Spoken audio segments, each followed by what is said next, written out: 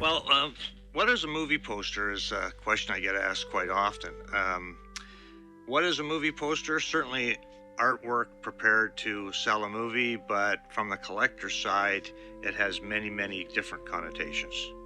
Well, when I was a kid, the first connection you would have with a movie is seeing the poster. Because when you're a kid, you don't know what's coming out, you don't know much about what's going on. But I had a neighborhood theater, and when I would go to the movies, they would have a hall where they had 6 or 7 posters for pictures that were coming.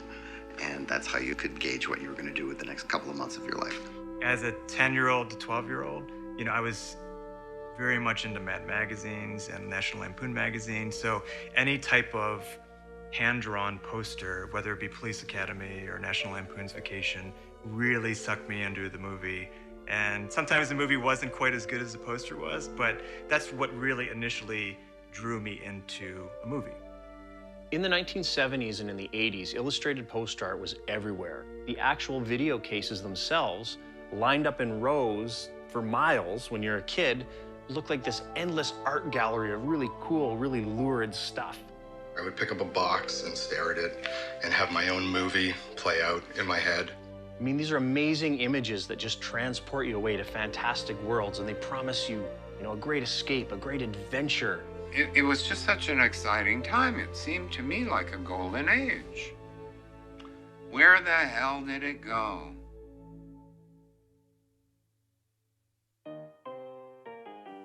It all had to do with the invention of lithography. In 1798, Alois Senefelder, this playwright, was trying to figure out a way to copy his scripts.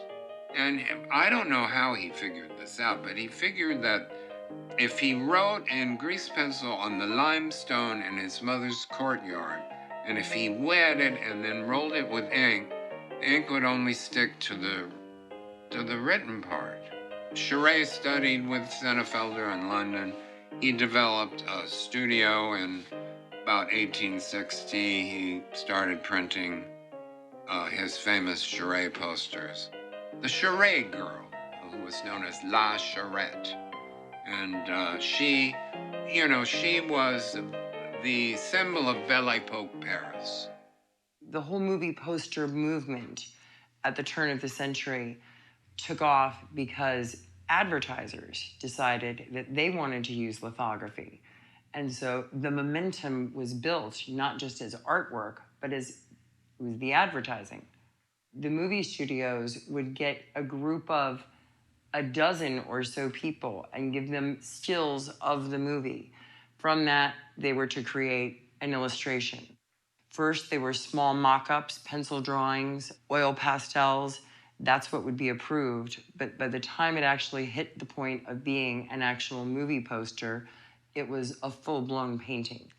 Now, those paintings are lost forever, and the artists were never allowed to sign the beautiful artworks that are so embedded in our minds now when we think of the movie. And when we think about The Creature from the Black Lagoon, we don't necessarily think about one part of a black and white movie. We think about the movie poster that was out front, the thing that it was that made you buy the ticket and go in to see the movie. When I started collecting, I got a lot of, "Are you crazy? Why would you want that stuff?" This is in the 70s. And then as the 80s and 90s evolved, auction houses started to get a little more interested, and an original Frankenstein going for $500,000, all of a sudden it's like, oh, geez, this is not just a hobby anymore. This is like big business, depending on what you collected. I mean, anything Universal Monsters original is going to fetch a ton of money. And the funny thing about that is that a lot of the craziest pieces you'll see were like found in a barn or like bought at an auction, and it was in the back of a crate or something like that, and someone unearths like a Bride of Frankenstein 6 sheet that's never been seen before. In the last few years, people that have been renovating houses from the 20s and 30s and 40s have actually found posters in the walls that were stuck in there for insulation. They weren't treated as pieces of art, they were just tools for marketing. Most people don't realize this, but for any given movie, going back as far as even 1916, the studios were prepared to spend quite a bit of money on promoting that film, and they would make a vast array of different sizes for any given film, starting with a basic set of lobby cards, which are basically 11 by 14 sort of hard cardboard, where each one shows a different scene from the movie. They come in sets of 8. Then moving up in no particular order, there was a window card size, which is 14 by 22, which had a blank spot up at the top of, and they would appear in the local stores, and they would write in the top what local theater it was playing for. An insert size, 14 by 36, again on sort of heavy stock cardboard. A half sheet size, 22 by 28, and then the most familiar one to most collectors and film goers is the one sheet size, 27 by 41. These posters all come folded in the same way, the vintage ones. And that's because they were meant to fit inside the 35 millimeter film canisters, and they would just get shipped around the country with the actual film prints. So when you're looking to collect and you say, well, wait a minute, why does this poster have creases? Well, they all had creases mid 80s. It changed to kind of rolled in a smaller, more uniform orientation. So if you have a one sheet, then you have things like the two sheet, especially foreign posters. A lot more common to have 2 sheets and 4 sheets, up to 6 sheets, 24 sheets that would have gone on the side of a building. In France, you have door posters. So it's basically the dimensions of a door to fit over a door.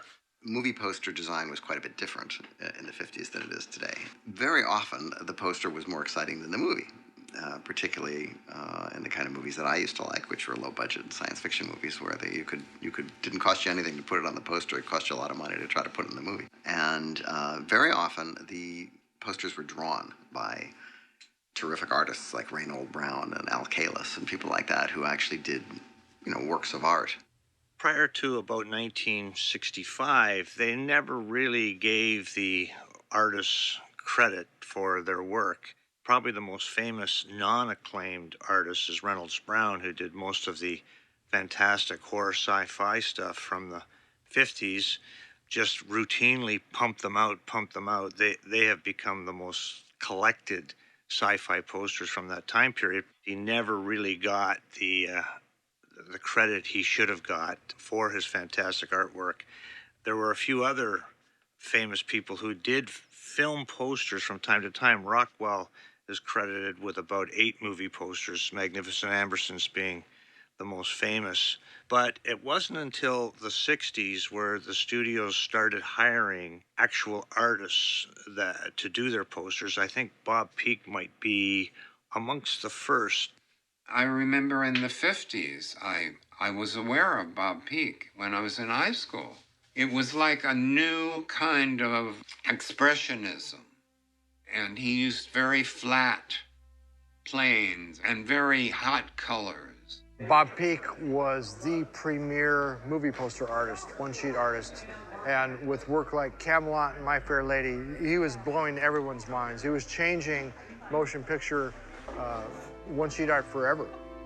And so we all aspired to that level. They had taken an illustrator who was extremely successful and popular, doing magazines and things like that. And he did Apocalypse Now and Rollerball, and he had a very distinct style.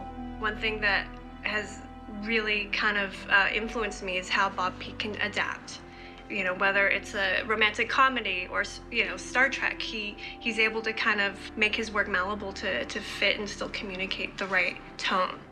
One film campaign he worked on that was the one that he was probably most proud of, was the work he did for Francis Ford Coppola for Apocalypse Now. He worked on that film for on and off for over a year, and he did several. He would do dozens and dozens of sketches, eventually tighten those up, and then come in with color comps, and then he ended up doing like 4 or 5 finished paintings.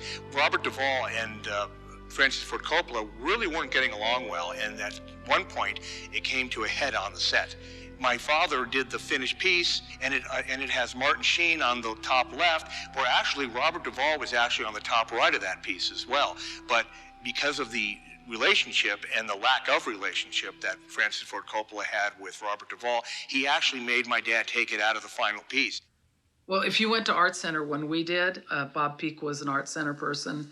Everybody was drawing like Bob Peak. Everyone was doing those bubbly acrylic washes that Bob Peak did. And John always called him the godfather of the movie poster because he admired him. So it was kind of natural that he ended up being the big influence. You know, there's so much more to making a great movie poster than people realize. It's education, it's design style, it's all these things that come together, and it's doing it over and over and over again, which is what people like John Alvin and Drew and Steve Chorney and Amsel and Bob Peak, all those guys, they all knew how to make a composition interesting and compelling visually. The first movie poster that John did was Blazing Saddles.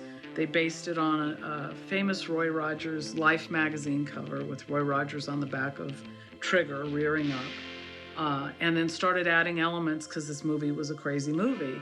So John finished the poster, turned it in. It was sent immediately to the printers. We get a call the next morning waking us up saying, "You've got to come down to Hollywood.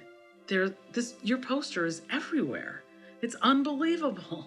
So quick, we get dressed, we go down to Hollywood, we drive down, and there are posters stuck on every imaginable surface. From that point forward, he just didn't stop working. Probably his biggest success in terms of just numbers was E.T.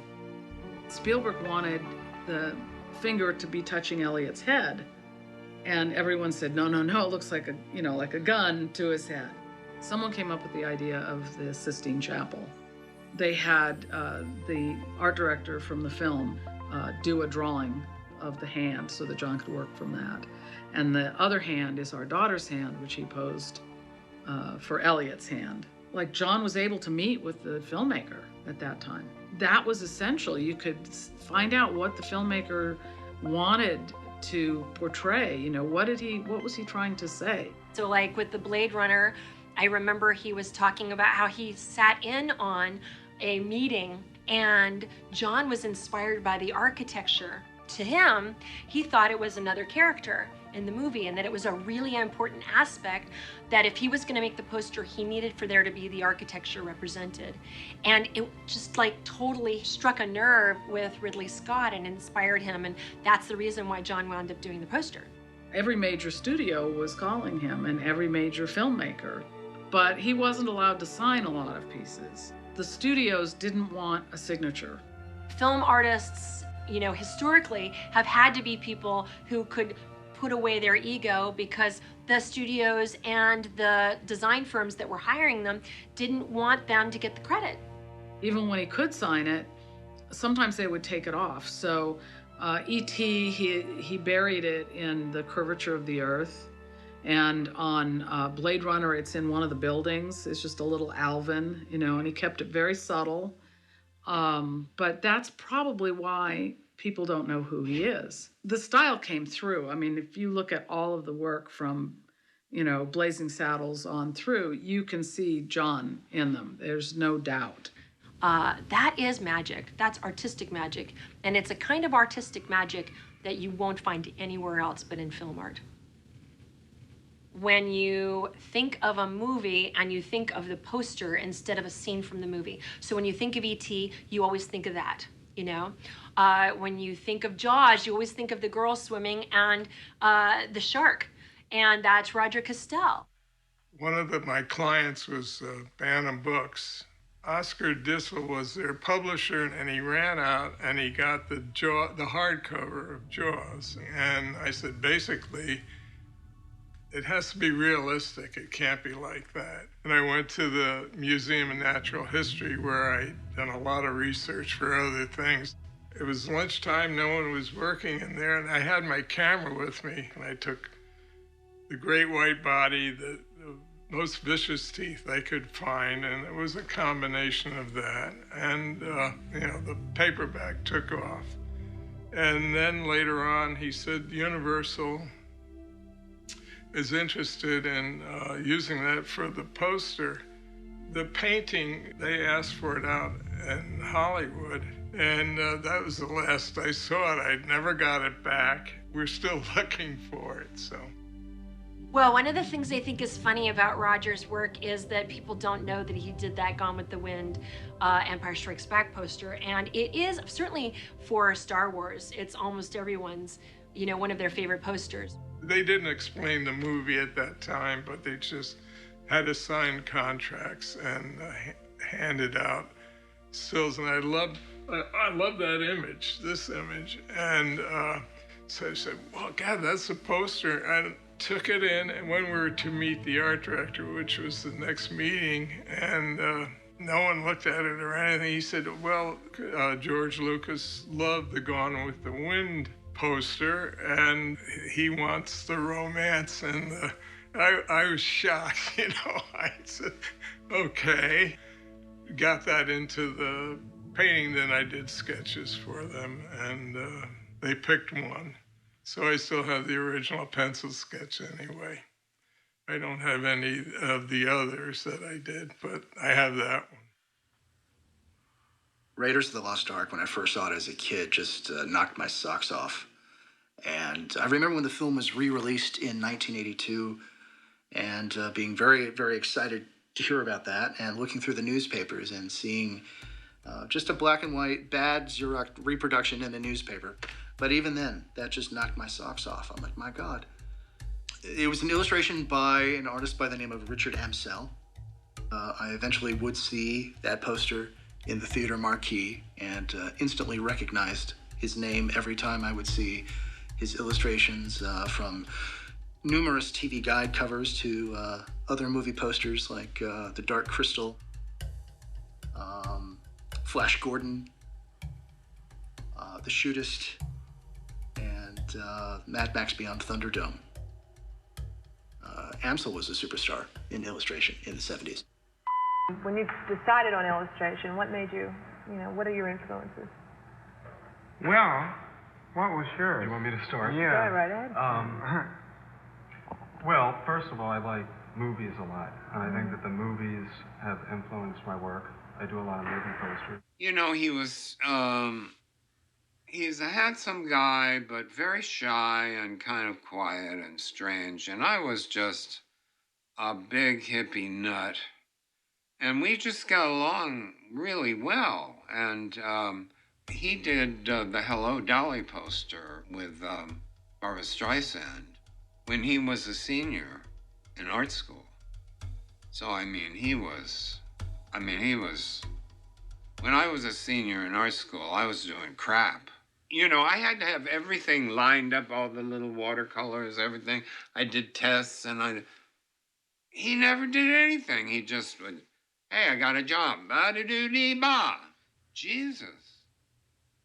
How does he do this, And that he was able to not just achieve success, but do such a stunning work, when he was barely in his 20s. He achieved more than, most artists can ever aspire to. And a lot of times I posed, I would be Robert Mitchum, and my friend Amy would be some, Faye Dunaway or whoever, I remember back in the 70s, there was this real focus on super photorealism. Richard and I would look at some of this art and say, like, God, you can't even see a brushstroke. Isn't that, depressing? I mean, just to show that you can do something that is as good as a photograph? Well, fuck you. Art is something that can't be done. It can be done with the camera, but that's a different thing. That is a completely different thing. With Richard Amsel to look at his work, you know that it was the end product of someone taking pencil and pen and brush to paper and making magic. It was just such an exciting time. It seemed to me like a golden age. Marketing directors actually gave a damn about how their films were going to be represented. And by, I think, the late 1980s, it drifted more into manipulating photographs. It went back to, let's just throw a few floating heads out there and or photographic type posters. It got to a point into the 90s where people started, as things were shifting, they'd say, well, if it's illustrated, it looks like an animated film. That created a different kind of movie poster.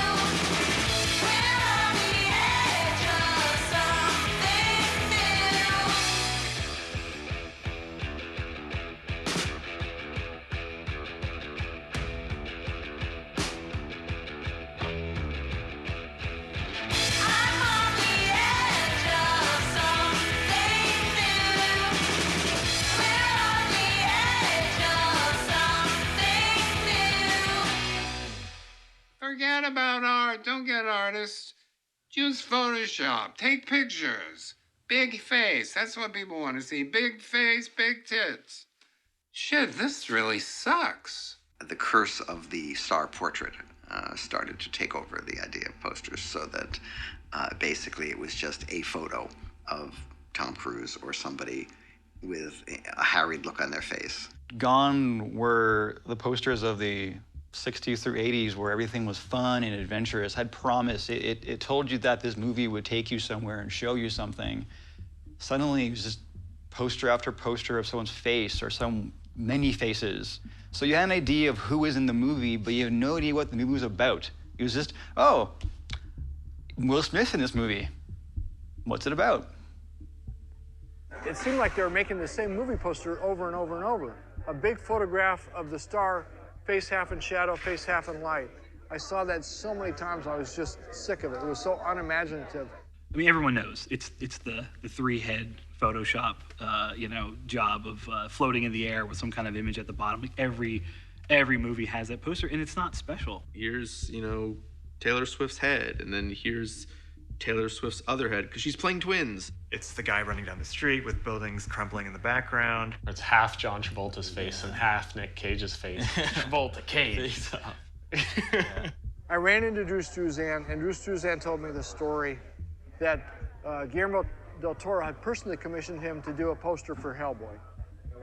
And Drew had finished the poster, a gorgeous poster, and Guillermo came to Drew's home and looked at the poster, and he was just gushing over the poster, and he said, "Oh my God, I can't wait to see this as the one sheet for the film."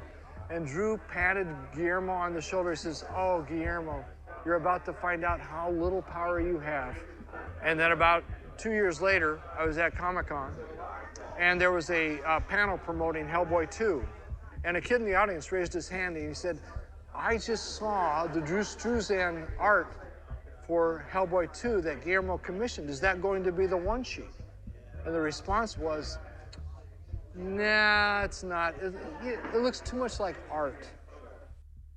Well, should I buy a gun and just get it over with now? I think one of the reasons is that it's a little bit easier to sell a movie by defaulting to the star's face. You have like your main character that is making the most money in the film, big and outspoken, and then you'll have your secondary characters.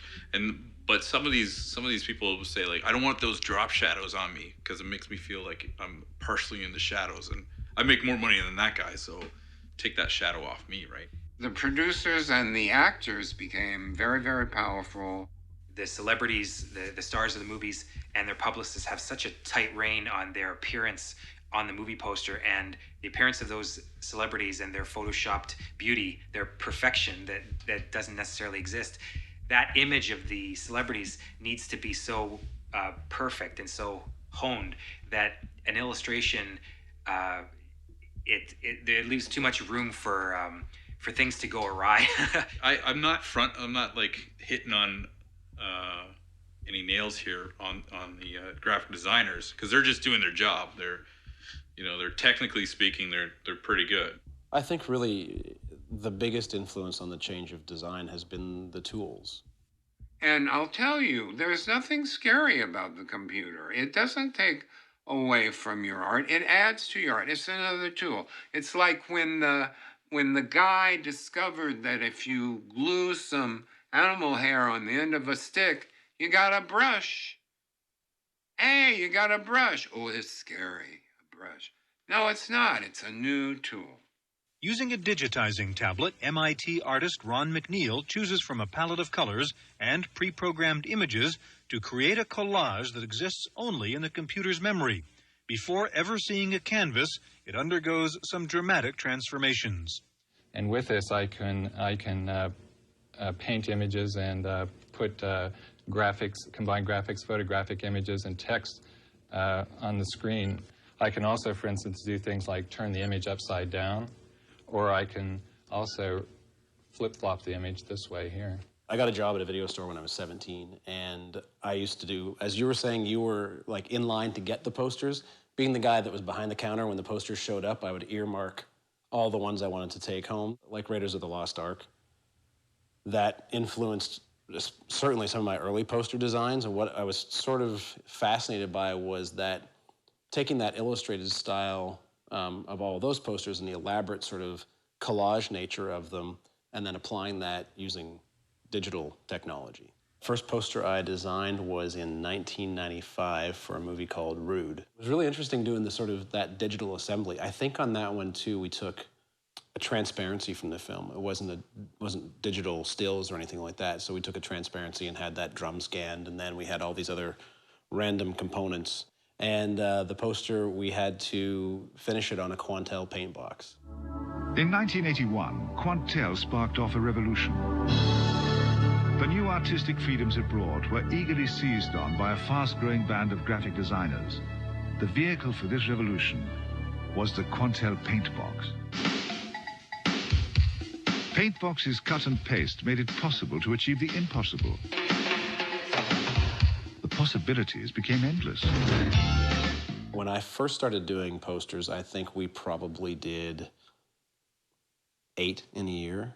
Now we probably produce 30 posters or 40 in a year. And the turnaround time on them is anywhere from 3 days to maybe a month for a longer one. So I think the technology opened up more possibilities. You know, when the Raiders of the Lost Ark poster came out, we were all standing in line waiting to get into the film. There was time to sit and stare at it, and every time you looked at it, you'd notice a different piece of it, and you could ponder it and think about it. It was big, you know, big poster size.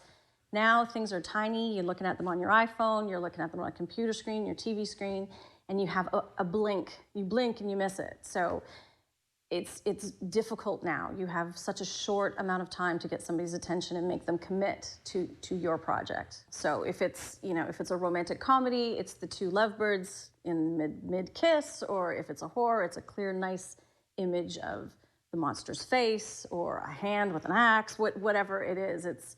You have to be able to read it in 10 seconds or you're not going to get that click at that time. When you're using illustrated art, there is a stigma attached to it. There's a certain age clientele that will look at that and assume that it's an old film. They won't even pick it up and look at it. That joie de vivre, that spark, that love of art and color is gone. There's nobody doing it, except you mentioned these guys in Austin, and I'm so glad to hear that. It gives me hope. There is a movement that you've mentioned, I think, in some of our pre-conversation about the simplifying of the artwork and whether illustrated posters are the right thing to do or not. So about 10 years ago, as part of the Alamo Draft House, Tim League started Mondo Tees as an iron-on t-shirt shop. And it was the ticket booth. It was this very, very small, like if you extended your hands out, you could touch the walls type of space. You know, this is mid-2000s, and you know, almost every single movie poster you would see at the movie theater where Mondo was located was, you know, photo montages, floating heads, a lot of blue and orange, everything looked the same. Rob Jones came to Tim League and said, hey, why don't you start doing screen prints for the movies that you're showing at the theater? All of the Mondo stuff was sort of a reaction to, you know, the reintroduction of gig posters into kind of illustrative society and that sort of mainstream thing. People kind of thought, well, what if we did movie posters that were like gig posters, you know? And that was the kind of the change. And it seemed like this, like, you know, mind fuck of a thing. Like, well, you could do that. And it was, I mean, it was pretty informal. It was really like low expectations at first for Mondo Job. I mean, there were no expectations really. I mean, it was a new thing kind of then in the early 2000s. 3 years later or so, I came in and Justin Ishmael came in, and we sort of started working on larger licensed products with larger artists, and it just kind of exploded.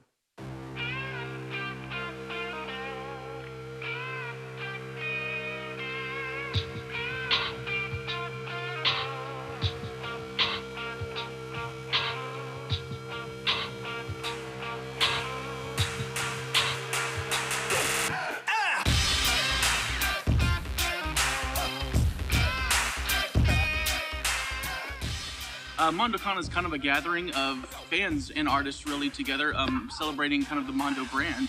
It's a lot of their artists putting out their work, and it's a lot of us fans waiting in line for days, waiting to have the chance to own it and interact with some of the artists, which is kind of the coolest part too.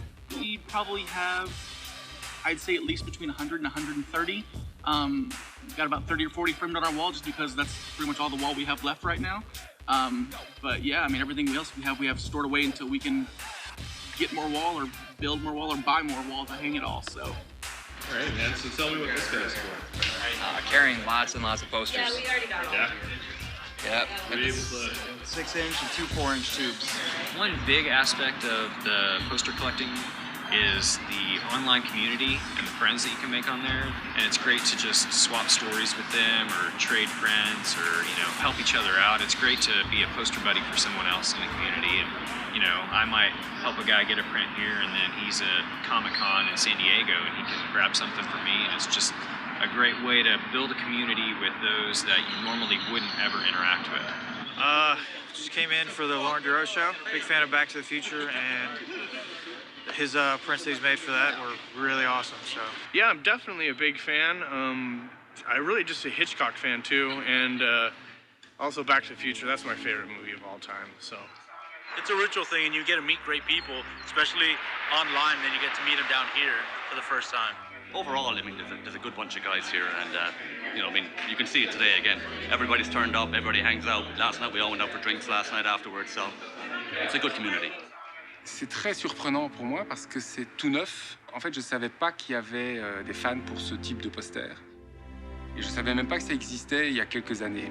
Mais c'est vraiment, pour moi, un mystère de voir encore ici, maintenant, des gens qui ont fait la file toute la nuit par -2 pour venir acheter des posters. C'est un truc inouï pour moi. Mais j'ai travaillé comme une brute parce que je voulais donner le meilleur de moi. Chaque fois que je fais un poster, je me dis, tiens, est-ce que j'ai envie de l'avoir moi dans mon salon? Est-ce que j'aurais envie de l'avoir moi dans mon salon et de l'avoir non-stop comme ça sous les yeux à côté de ma télé? C'est toujours à ça que je pense. C'est étrange parce qu'en même temps je suis très fier et parce que c'est un aboutissement de 7 mois de travail, et en même temps je suis très embarrassé parce que comme c'est la première fois que je vis ça, je vois des gens qui sont très enthousiastes et qui viennent me parler, qui veulent prendre une photo avec moi, et ça me gêne. How you doing? Thank you guys for coming. I'm gonna buy this one, the frame, the 375. And so I'm from Oklahoma City, so I'm not gonna be able to take it home with me.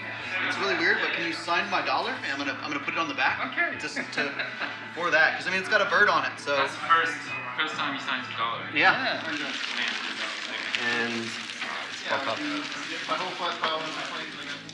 quand on travaille sur des films de Hitchcock, on essaye que ce soit classe et que ça corresponde à l'image d'Hitchcock. Il faut que les couleurs reflètent l'ambiance, le côté un peu passé.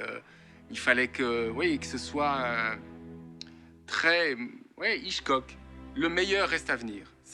J'essaye toujours de me dire, les meilleurs posters, c'est le prochain poster. Et c'est ça qui me tient, en fait. C'est ça où je me dis, waouh. Et donc, je ne regarde pas en arrière, me réveiller le matin Et je me dis, qu'est-ce que je dois faire encore aujourd'hui? Ah ouais, je dois faire des trucs géniaux pour des clients géniaux. Et on me donne carte blanche. Donc, je peux pas espérer mieux. They're just amazing works of art, and it's relatively affordable. Like, you know, I mean, to buy an original painting, not a lot of people can afford that. But if you can buy a screen printed version of that painting that's limited, then yeah, why wouldn't you want to have that? Rob at Mondo is great. He is the art director's art director. He could take any poster, make one tweak or a small few tweaks, and make it the best possible poster. Oh, Rob's the best, man. So we had to do Pacific Rim a long time ago, far, far away. And we asked J.C. Richard. He said, hey man, can you do some Pacific Rim shit? And he goes, yeah, sure. And he did this. And I know, isn't it pretty? Anyway, Guillermo's like, I need you to make it so it would give you a boner. And JC's like, I don't know if I got that in me, man. Shit, I might have to walk off this motherfucker. The best thing about dealing with Rob is definitely late night phone calls. I'll, do Gmail chat with Mitch because that's how he prefers to talk. How Rob prefers to talk is to call me at 4 o'clock in the morning, having no regard for what time it is. And then he's usually taking a shower while he talks to me, or he's doing something like, suddenly the phone will get kind of distant and kind of fuzzy, and then you're like, oh, he's just in the shower. Hey, man, you're getting kind of awkward. He always calls at like 2, 3, 4 a.m. That's the only time Rob will call you. Mumbles a few sentences out like, hey, you want to make a Repo Man poster, motherfucker? We write the artist and say, hey, do you want to do this poster? They say, yeah. And they send in roughs, and me, Mitch, and Eric Garza look over it and go, or I don't know. And then if it goes, then we keep at it until poster's made. What are you looking at? Get back in your cabbage crate. What's up? I guess the best way to get noticed is to be extraordinarily awesome. Like, freakishly awesome. And that doesn't have to be like just some natural born talent. That's something that can be developed. There are plenty of people we've seen that are like, oh, that's pretty good, but oh. And then a couple years later, like, whoa, you got better. Wow, you want to do some shit. So just be super awesome. If you're super awesome, then that will most likely catch Mr. Putnam's eye. After Mondo came out and started doing all these amazing artistic posters, a lot of other companies came out, and artists and galleries started popping up. And just to feed everyone's demand, people just wanted more art, and the screen print world really blew up. My first purchase was from Mondo, as far as screen prints go. And it was Tyler Stout cut the Warrior set. After that, it was the Gary Poulin Street Trash. So from there, after I bought my first 2 initial Mondo prints, I basically took off like a rocket, and I was just buying prints left, right, and center. And Brock got into it too, and we were buying prints like it was going out of style, so we thought to ourselves, what are we doing spending all this money on prints when we could be basically creating our own? This was one of the earliest puzzles releases, so this is a Rice Cooper. You start to get some of the metallics on the inks popping out in the green on both titles and the reds. I think we saw an opportunity as far as breaking into the scene when a few of these smaller companies started popping up. And we thought, why can't we do this ourselves? Do some different, amazing things that Mondo and necessarily the other companies weren't really focusing on. We've been pretty lucky also with like the licenses that we've been able to score, I mean, yeah, the studios were taking a chance on us, but I think when they did, it really just kind of all came together. And I think the posters that we make are very different. You don't really see like The Graduate being done or a Cannibal Holocaust poster being done, but I think that's what people really like about it, and we want to keep doing that. After I started collecting, I realized that I wanted something that was a little different than what a lot of other people were offering out there. Being a collector, I wanted to offer that experience to other people, and I wanted to be able to reward the collectors with a personal touch, you know? This collector base in Los Angeles is just amazing, and so they'll come, they'll help set up the shows. If there's something that we need outside, they'll be a part of it. People come here and they'll just hang out all day long. It's like you're like hanging around in a comic shop or at a video arcade, or you're just hanging out watching movies at home, but you're doing it with, you know, your fans and your friends and everything. I don't know. That's really why we do it. Screen prints are a lot different than regular movie posters, and I think that's part of why they're so successful. And we have a ton of people that order their first screen print from Mondo, seeing just an online JPEG, and that's how they get hooked on screen prints, because they've never really had one before in their hands. And they open it and are like, wow, I've never seen a poster like this before. It's tangible. You know, it's something you can feel. You can feel the work in it. Like you just, like you said, picking it up, and you feel that card stock, and you feel the different inks, and you can see the layers, and it's just, it's done there. There is going to be imperfections. It's not going to be perfect. And like we said before when we were talking, there's charm to that. So the printer did its thing. We're going to take this piece of film and attach it to one of the screens. So this is light sensitive, and it's light sensitive in the way that right now, if you spray this thing with water, all this stuff will just rinse out. But once you hit it with enough light, this stuff stays in place. So stencils on there. So here's the part where we shine a really bright light at it.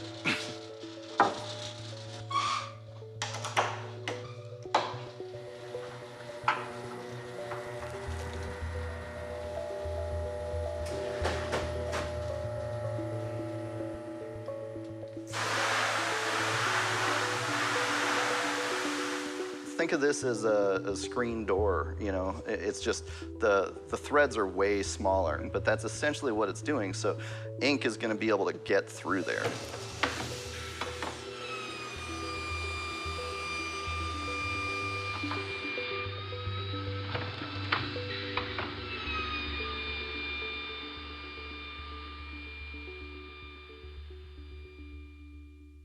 Was this a 9 color? 8 or 9 color screen print. Obviously, you're seeing many more colors than 8 or 9 colors. Edmiston isn't, I wouldn't classify him a portrait artist, and I wouldn't classify him a caricature artist. He does realism, but you can always tell it's an Edmiston piece. It's got a feel to it. I build the colors in layers.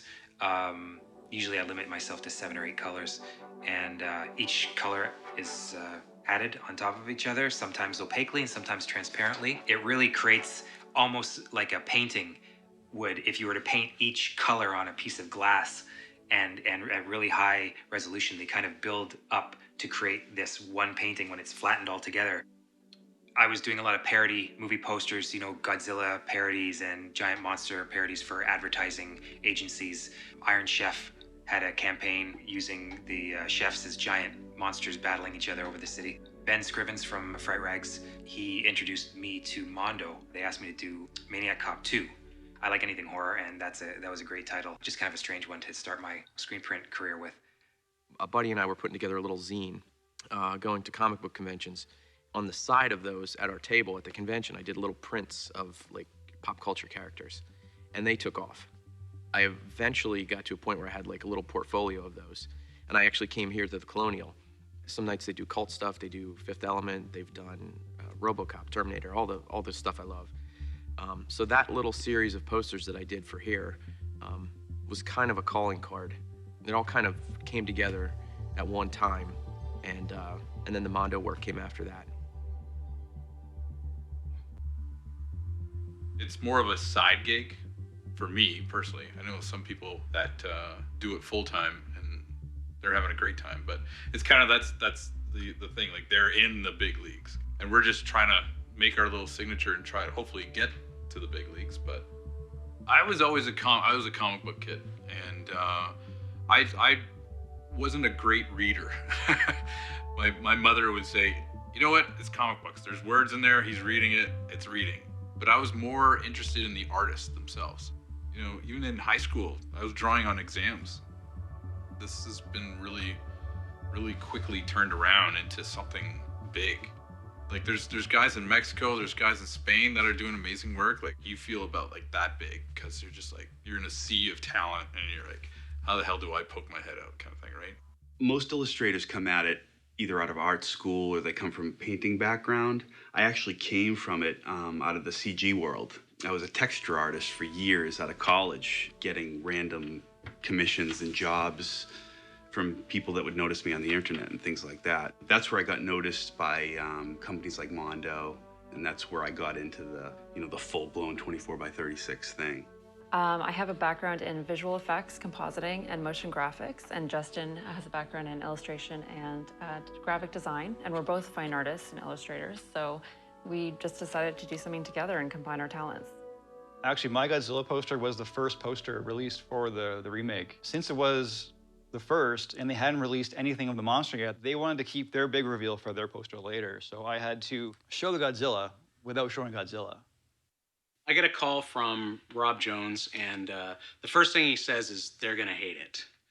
And I was like, okay, what do you mean they're gonna hate it? He's like, they're gonna, no matter what you do, they're gonna hate it. Like, and I was like, okay, so what is it? And he says, Vertigo. And he says, do you know why they're gonna hate it? And I said, well, it's Saul Bass's poster. I mean, you know, probably one of the greatest posters ever designed. I mean, you know, no pressure, right? And he says, yeah. So he's like, you got to come up with something really good. So I went ahead and did a bunch of roughs, and I sent them off to them. And then, the next day, Rob called back, and he's like, very good, very good. So we want you to do 2 of these ideas. And I was like, oh, thank God. You know, you kind of feel naked by putting your ideas out there, and you're just like waiting for the response. But that was a lot of pressure. I mean, I wanted to create something that was a nod to the original, but also kind of bring yourself into it a little bit too. So that's kind of what he told me. He saw the staircase idea, and he said, what I like about that one is that this one, it's totally your idea. It's totally you. Whereas the eyeball idea was sort of like a homage to Saul Bass. And so they said, why don't you do both? I started a band in 2003 called Dead and Divine, and it was like a real band. We were playing real shows, and it was cool. But when you're in a band, you're broke, and we needed merch. You needed to have a T-shirt. You need to have band shirts. And so what really got me into designing to where it became almost like an everyday thing, and creating merchandise, creating our band shirts. I find like it wasn't allowing me to be as creative as I wanted to be. When I realized that people were doing this, I was like, well, film is one of the most important things to me. Like, I mean, I was raised on film. I probably learned how to speak due to Bill and Ted's Excellent Adventure. That was the first movie I ever saw. So it being an important thing to me, and there's so many films that I love that I would love to bring to life in that kind of form. How do I do that? How can I do that? How can I put my love and my interpretation of a film and express it in this kind of format and have people see it? It's purely a love thing. I definitely feel like it's filling a void. As a collector, I gravitate towards things that you can get a lot of, so it was just naturally for me to kind of fall into collecting posters. And of course my wife is like, man, you're spending a lot of money on these things. You don't have to get every one of them. There was a gentleman who had asked me he wanted me to redesign his website. And it turns out he had like 1,000 prints in his house. He had like Shepard Fairey's, Tyler Stout's, some Banksy's, like all kinds of stuff. And I was like, wow, you're so cool. And he was like, yeah, I like your illustration work. I saw it online. Why don't you do a poster for my company and we'll take it to trade shows?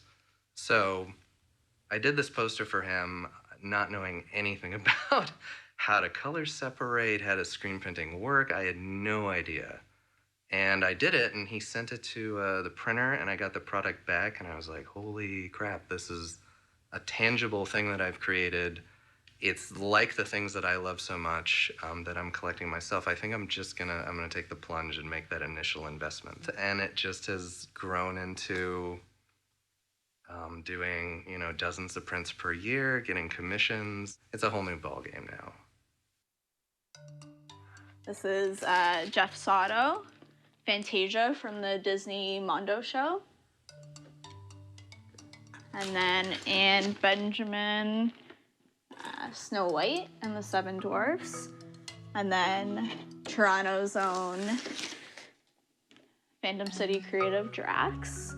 Again, Mark Nansen just doing great. I love the shadows. How you have the human forms in the shadows of their other counterparts. Their the counterparts that are under the spell. Patrick Conan's How to Train Your Dragon, which is one of my favorite movies. It's such a good representation of the movie. There's a lot of hidden gems in there. Another one of my favorites is my Fifth Element from Paul Ainsworth, which is fantastic print, and it's got an incredible glow-in-the-dark layer. And the Ken Taylor Hellboy is really a showpiece for me. If you can see, it's signed by both Mike Mignola, the creator of Hellboy, but also Ron Perlman on the left, who played Hellboy in the films. This poster is a perfect poster to me. It's almost kind of like a show and tell where, you get to show your stuff off, and it does feel good to have something that not a lot of people can get. I know a lot of people complain about the rarity of these things, but that's also part of the draw to it. Well, I'm a huge collector, period. So I love music collectibles, I love film collectibles, and so I love that they're all numbered. I love that it's a commodity that, if you can grab it in time, sometimes they go really fast, that you really do have a true collectible. Once they're gone, once they're in someone's hands, really the only way to get it is in the aftermarket, and you're paying an arm and a leg for it if it's really popular. And now you got Tyler Stout Goonies. For me, this is my first ever variant from Tyler Stout to ever get, and one of my first to ever get for cost, not having to buy on the aftermarket, which is very nice. It's nice when you don't have to pay $400 to get a Tyler Stout poster. I don't think it was the intention, but it's become a very well-designed industry now where they are selling out, and they're almost immediately going on eBay and that a second market, and for like 10 times the money. Since maybe like 2012 or whatever, I think it's like.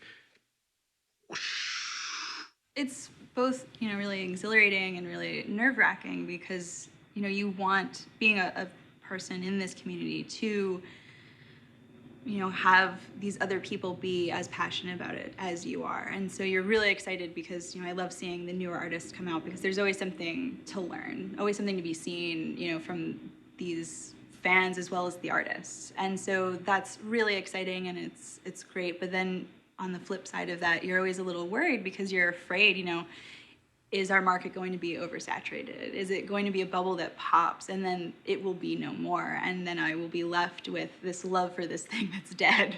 And so it's really exciting and you want it to just run as long as it possibly can. And I think, the more artists and the more, of the industry in terms of film get involved, the longer it'll stay. And so the saturation will just feed the demand rather than kind of superseding it. And so I think many of us kind of just cross our fingers and hope that, the latter is what ends up winning out in the end. I get a lot of crap from some collectors for, like Change It to a Truck has been in print. In March, it'll be in print for 5 years straight. And most people, they put out a poster, they release it, and they're done. And then the secondary market comes in, and it drives up the value. I would rather sell 1,000 copies of something to a bunch of people who just want something cool than sell 100 copies of something that people that just want to flip it. And if that means I'm not considered as collectible as some other artists, that's fine. But while that one artist sold 100 copies, I sold 1,000 copies. And, I have a mortgage, I have kids, I have, I want to make a business out of it. I'm not a hobbyist. Part of what's driving the popularity is the secondary market. They'll buy a poster from me or one of the other galleries, and they'll put it online on eBay and try to sell it immediately. And so you've created this culture of essentially day traders in pop ephemera, treating any commodity that's essentially a collectible as something to base your retirement or your child's college fund on is very dangerous and short-sighted. And I could see the bubble popping. The problem is I make my living in that bubble. When I started out, this didn't exist. This little niche thing did not exist. So the fact that we're even existing in it, and, garnering any kind of success at all is amazing. and should be cherished and protected and just treated like that pretty little pet. You know, you just don't want to break it. There's a limited fan base. Or even with the swarm of people coming in the last couple of years, there's still a limited number of people. There's a limited number of galleries. There's a limited number of money to go around. And I think a lot of people saw this because of the explosion on the internet and, you know, the fact that Tumblr exists. And we're like, I can do that too, you know. And then they kind of swarm in. Maybe they don't get it. They don't get that there's like a licensing thing involved in this. And then if you're not licensing things, you're kind of just stealing it. People sometimes ask us, like, why don't you do this movie or this movie? And I think it's just important to note that these are licensed posters. We go after the posters that we want to be working on, we know the fans want to see, but there is the legalities tied to it, and we can only be doing so much and covering so many titles. Personally, there's some fine lines that we just don't want to cross. We'd rather purchase something or create something that's tied to the actual studio itself or the entity that owns the rights. Doing artwork with permission is like smoking pot with your mom. It's like, there's no edge to it. You know, I think it's dangerous to become an industry of just permission seekers, because that gives power to middlemen. And it's part of my whole philosophy on it all. Like, the artist should always be the most powerful person in this industry. It shouldn't be the gallery. It shouldn't be the license holder. It's the artist. And because without the artist, the whole thing falls apart. You know, it's like, that's great. You got all the permission in the world, but if the artwork's no good, it doesn't matter. And I think working from that position is dangerous, because then the artwork suffers, and then you end up with just your typical Hollywood movie poster that nobody wants to begin with. The arguments aren't bad. It's a good thing. I worry when people stop even worrying about it and just say, I can just take this shit and you gotta like it or it's mine. You know, I'm old enough to know that it isn't yours, and but I'm also practical enough to understand that there are certain artists that are at a certain level that see that as a shortcut. And do I blame them for using it? I can't. I can't judge them. It's not my position to. You know, that's between the copyright holder and them. And it gets to the heart of, like, who owns our culture, you know? Like, sure, George Lucas created Star Wars, but Star Wars wouldn't be anything without the fans, and the fans all added to this thing. It's like we're all building this pyramid of pop culture together. We're all pushing the stones in place. We're all, you know, somebody might be the architect, but this guy put this block in place, you know, and they're all working together to build it.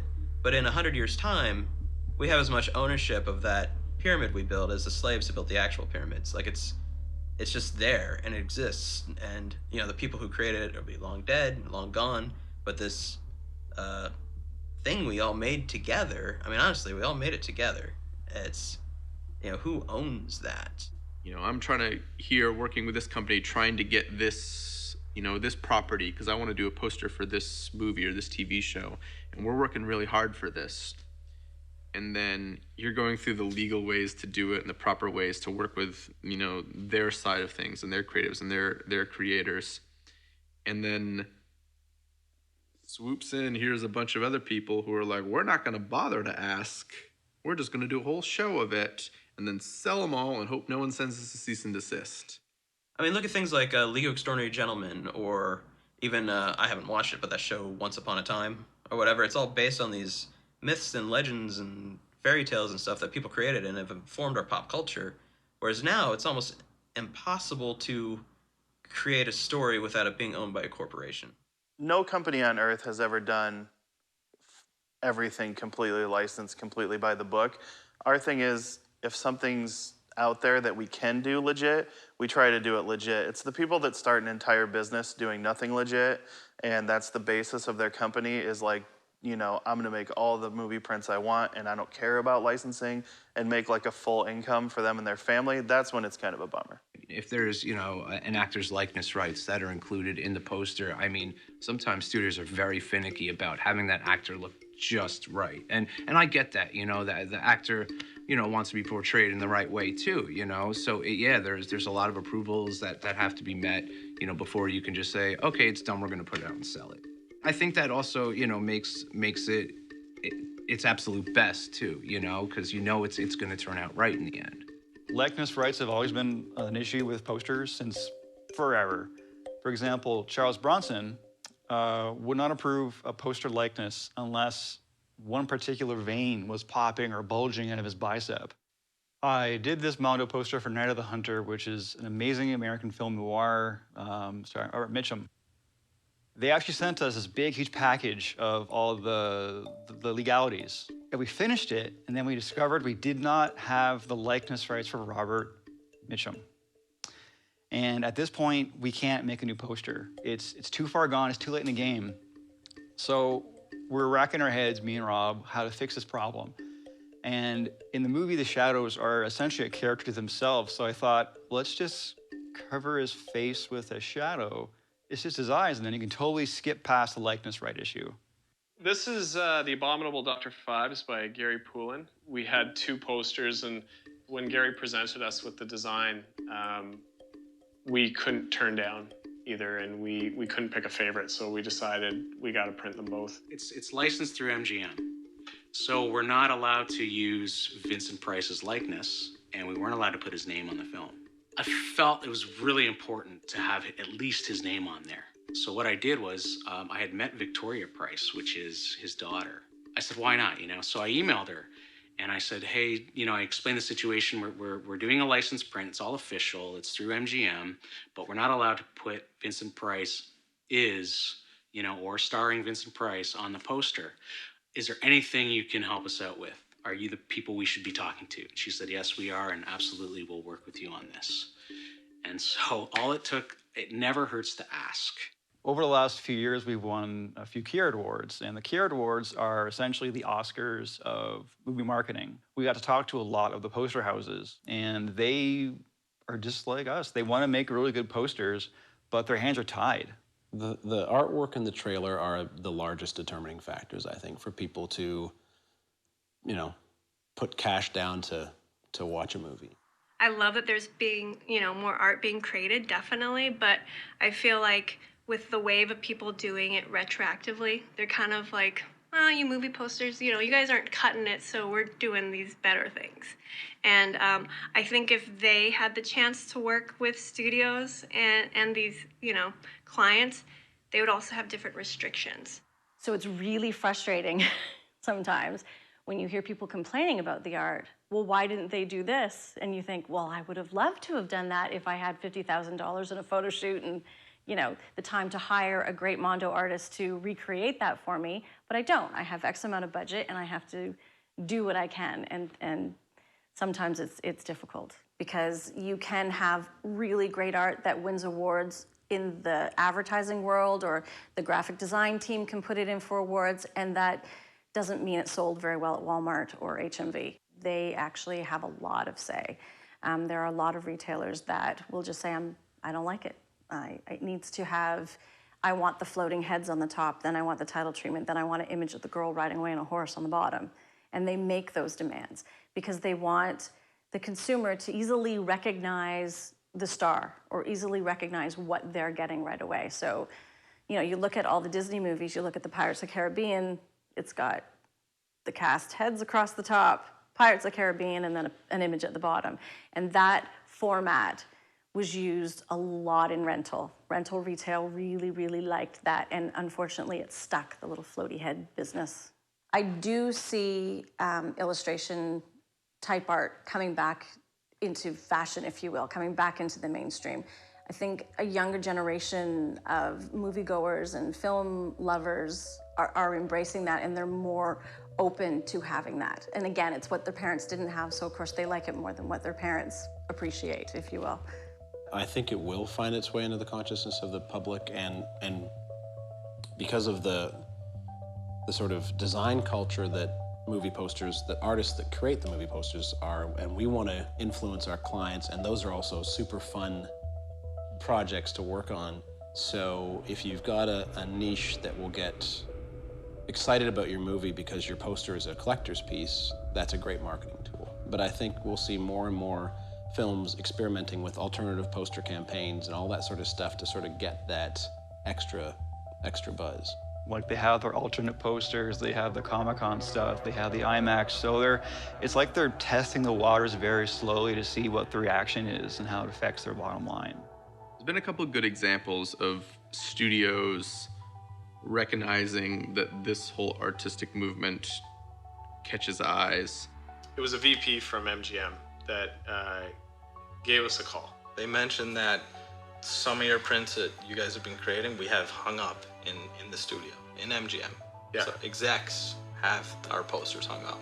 And the marketing team, which is why they contacted us, basically said, we got to give them some illustrated artwork, something collectible, something that's unique and not everybody has, right? We said yes. Yeah. We'll do it. Yeah, we'll do it. Yeah, we'll do it. The first thing I saw where I thought, wow, this could really come back in a big way was Tom Hodge's Hobo with a Shotgun piece. They used it for all the marketing and the DVD covers and all that. And I think that it just was a great way to capture that film. After I saw the trailer for Hobo with a Shotgun, I absolutely loved it. So I just worked my balls off and produced that key art, and they loved it. And it was like, holy shit. I think his quote was, holy shit, I nearly crashed the car. This stuff's so fucking great. Any chance I could, I was trying to do illustrations for any movies that had the smallest opportunity to do something illustrated. And sometimes it wouldn't work, but I would just keep pushing it, and eventually one person caught on, and then clients were more and more interested in illustrations, and lo and behold, 10 years later, people now call me up to do illustrated posters. We've worked with indie studios a lot of times, and we do find them really accepting of more conceptual ideas, illustration. They're definitely a big driving force in this new poster movement. I don't know why more big studios aren't doing that. I feel like maybe the trend from the 90s is they're just a little bit scared to change it. But it's funny because you do this stuff like I did, obviously, the Heat and Spy, and they get it, but they don't really know what to do with it. Best Buy, when they did their Mondo collection, when they took a collection of films, of cult classic films and some newer titles, when they decided to recreate artwork in that Mondo art and get those established artists' name on it, they were very successful. But if it's a new title that, again, doesn't necessarily have a star in it, if it's not Quentin Tarantino's next film and you don't have his recognizable name on the cover, it's really hard to go with illustrated artwork right now. I could probably make some assumptions given the feedback we get when we send it out to our team or a very select group. And mostly what it comes down to is that people don't really want to be misled. And I'm really just sort of thinking about this now when you said that, like those posters of Raiders of the Lost Ark or Goonies or Apocalypse Now or any of those ones, you would make the story of what you thought it was going to be based on this cool illustration. And I think the closer you get to reality, people then get more upset if it's like, well, that looked so real, why wasn't that in the movie? I've had something have a good chance of being an illustrated poster, but it was thrown out by a focus group because they thought an illustrated poster meant that it was an animated feature. We've seen a lot of growth in illustrated movie posters among independent films. We've seen a lot in terms of nostalgic films, re-releases, things like that. But if a studio goes into a focus group with two posters on the table and one poster is painted and the other poster is photograph-based, then the reality is they're going to choose the photograph poster. The strawberry's better. It shows Chase Reed a lot more clear. Like two. The first one, this time he's serious. Well, so he's serious, big deal. This one is very graphic novel, very comic book. I would be interested in the color because the color is what catches your attention. Because of the red? Yes, the red and... But also, I wouldn't want to see Style be advertising like the subway or anything like that. No? Why? With today's society, with how things are going and all that, someone sees that and they're not in the right frame of mind, right? They get the ideas of bullets and everything. The red people reminds me of blood. I'm gonna go and spend my $13 and see Chase Reed kill people. Dalby is now warming up to me. I'm like looking at it more. I'm like, yeah. Can I change my vote? I think we have half an hour here. What if you just look at the second one? Like, if you didn't see the first poster, you would think that, it'd be a cartoon movie, though. I don't know. There's a lot of movies that use this kind of images. Well, for me personally, I would think, like, just seeing that, I would think it's a cartoon movie. Do you guys think Style B would be more effective if there were real people instead of cartoon stuff? Like the same style and everything, but just with real people? I think I'm wondering too, actually. I don't think it would be as effective. I think it's more effective the way it is. Yeah. Yeah, these more like going back in time to like the Terminator days with Arnold Schwarzenegger, right? Yeah. Right? And the movie covers for that, and the posters was Schwarzenegger, where he was like half man and half something else. I can't remember. It's almost like an art poster. Style B. Yeah. I mean, weren't posters for like Big Trouble in Little China? Did they look like that? Yeah, right? I remember like that drawn one. and cartoonish. Yeah. So that's what comes to mind when I look at B. Is it going to be a North American release? Because Style A is what we would get here in North America. Style B is what they would get in Europe, China, Japan. They always get the more diverse, really stylistic looking posters, and we just get the streamlined classic. We'll probably end up in Canada and America Style A. That's what we always get. And then we go to the conventions. We're like, what? That poster came out? It what? Really? It was the same movie? And then we pay extraordinary amounts of money for the same poster. It's just we get. Well, that's why I laugh, because you say you like B, but why do we get A then? Yeah, why do we get it? I think it behooves the studios to find these artists and get them to make original art that represents the movie. Because, look, I can't speak for everyone, but if I saw something by a Chris Garofalo or a Tom Whalen or an Ollie Moss that represented a new film, I would want to see that film so much more, because someone took the care to create something original for this story they're trying to tell. I think we have to band together a little bit and say, like, okay, what is it about? Do I want to see this movie? And not just jump at the new movie of the week. See the movie that is sold to you in the coolest way and most inventive way. I think we need to dig a little bit.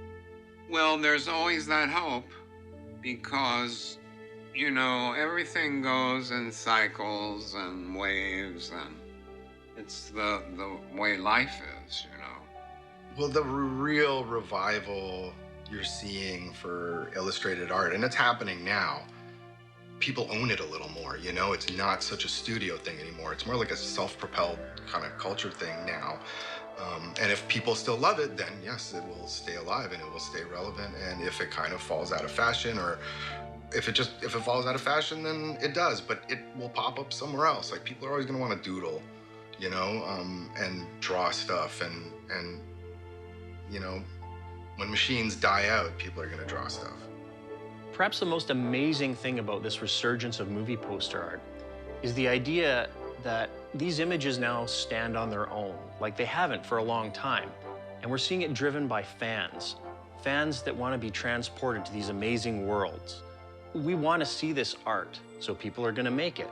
Whether that's a fan-made poster, something that Mondo is putting out, or an official studio poster, we're seeing it happening. And it's really cool to see the way the tide is just starting to turn a little bit. It doesn't have to just be a tool for selling movies anymore. This poster art is art again, and that's what's important about it.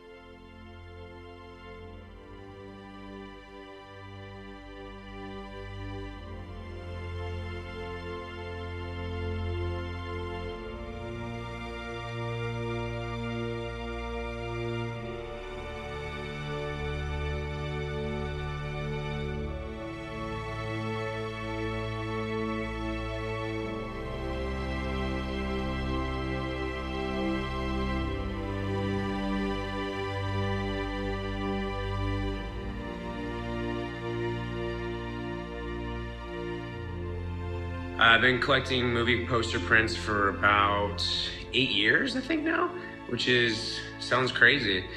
It's more than just art collecting. It's more about the community aspect of it, and that's what's kind of beautiful about the Poster Buddies and Traders community. Here's some Ollie Moss. We got RoboCop, Die Hard, and Last Crusade, and then Make a Right. And on the other side, we have Rocky and Jackie Brown from the Rolling Road show.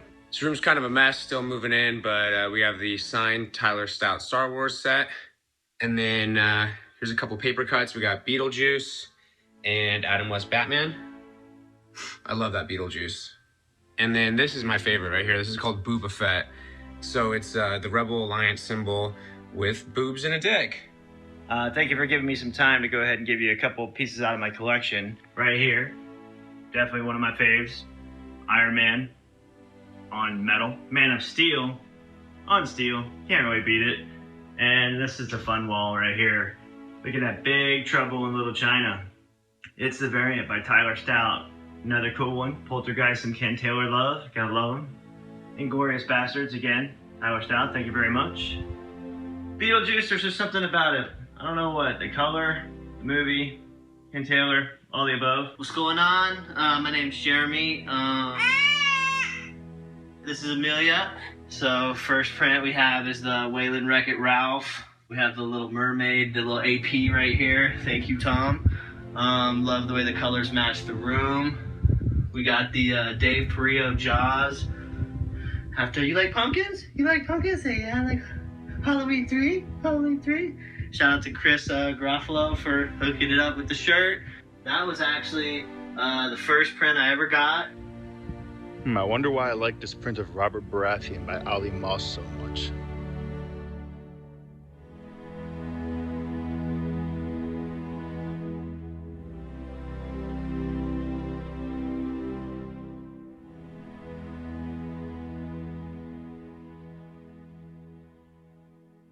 I am Zeta and I'm 3 years old and I like Star Wars pasta and Darth Vader too. And Chewbacca and Han Solo and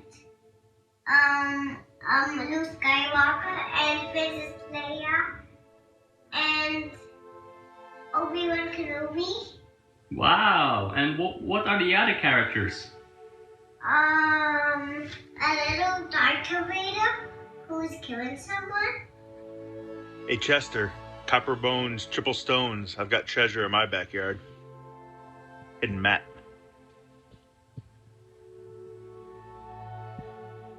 Guardians of the Galaxy, Avengers Age of Ultron, Avengers, Kill Bill. Gotta love the movie, just one of my faves.